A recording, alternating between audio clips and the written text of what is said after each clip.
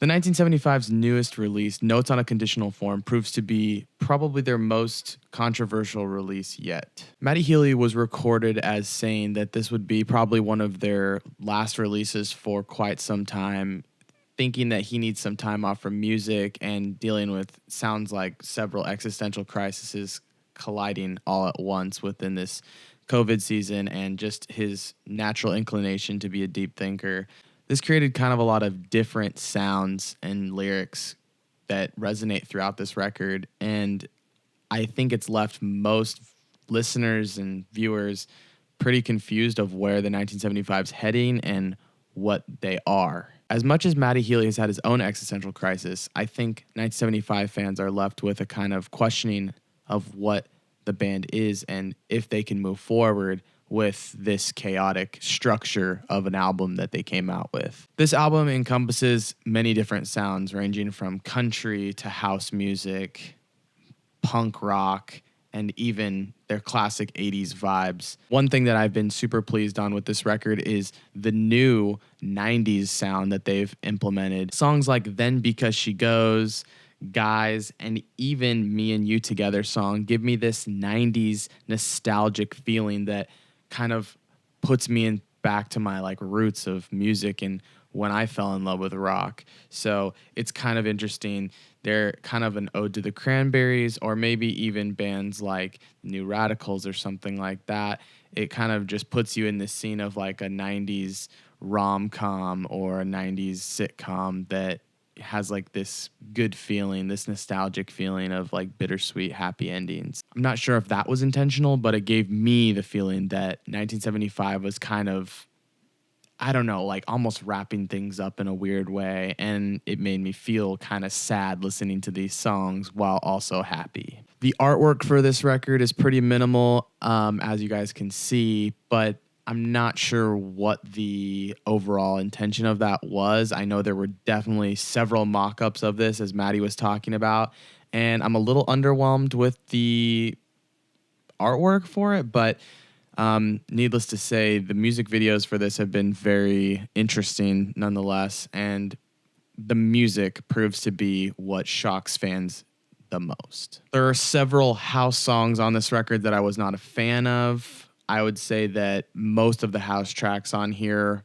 started off well and then shifted into something that I didn't like. I think There's Something You Should Know is a great song that starts off strong and then kind of goes into this produced house vibe song that I just wasn't completely stoked on. Some people might love it. If you love house music, then this might be exactly what you're looking for if you love the 1975 and house music and how those can coexist.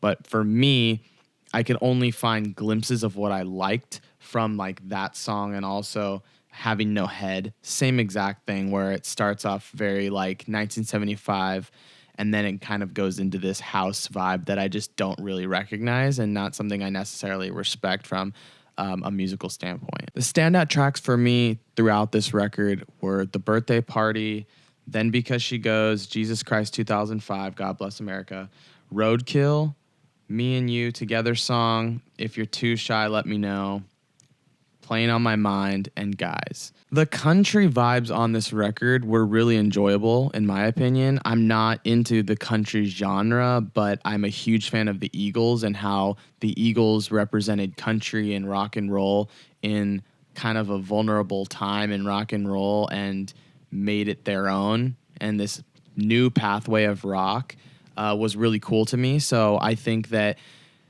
the 1975 drew inspiration from that and also wrote majority of this record in America. So I think that they wanted to give ode to what America represents with country and how that makes them feel as kind of outsiders, so to speak. Songs like Jesus Christ 2005, God Bless America have this irony and juxtaposition where you have like a super forward-thinking set of lyrics and contrasting with the irony of, you know, a conservative right-wing Christian household that maybe is more typical to representing what America is. I wish the 1975 kind of drew more on that juxtaposition with other themes throughout this record, I feel like this record was more scattered than I hoped for. I thought their last record, A Brief Inquiry into Online Relationships, was a lot more cohesive in terms of what the lyrical content was,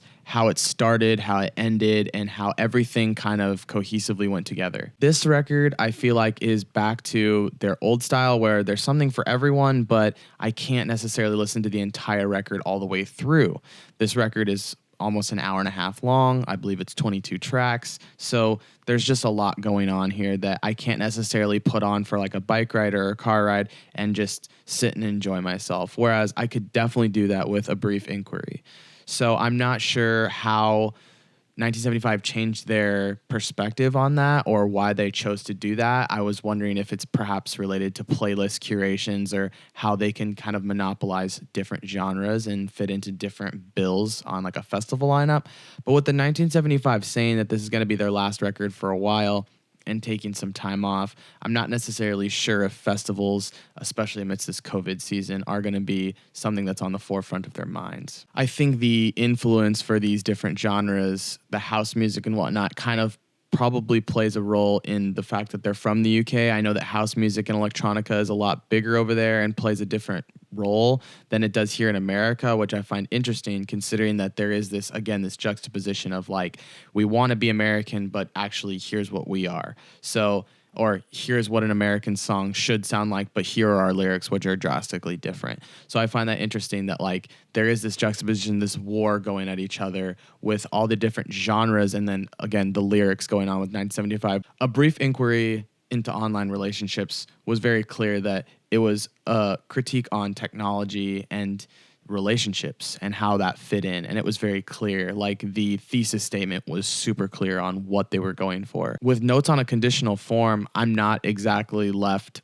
understanding what the narrative is. I feel like there's a lot of different pieces. So for fans that are a little on the fence about this record, I'd say give it some more shots. I'm going to give it a little more of a shot because the last record for 1975 grew on me. So I don't expect this one to be any different in that their lyrical content, their artistic content, and their music grows on people the more you know the intention behind it. Matty Healy has a lot to say and he has a lot to think about. And there's sometimes deeper meanings than we think to what meets the eye or the ear. So I'm curious to see how this album unfolds in my mind and others, of course, other 1975 fans, but I'm not sure if it is their best release yet. I think I'd still hold A Brief Inquiry into Online Relationships as a number one slot for me in terms of a cohesive album from the 1975.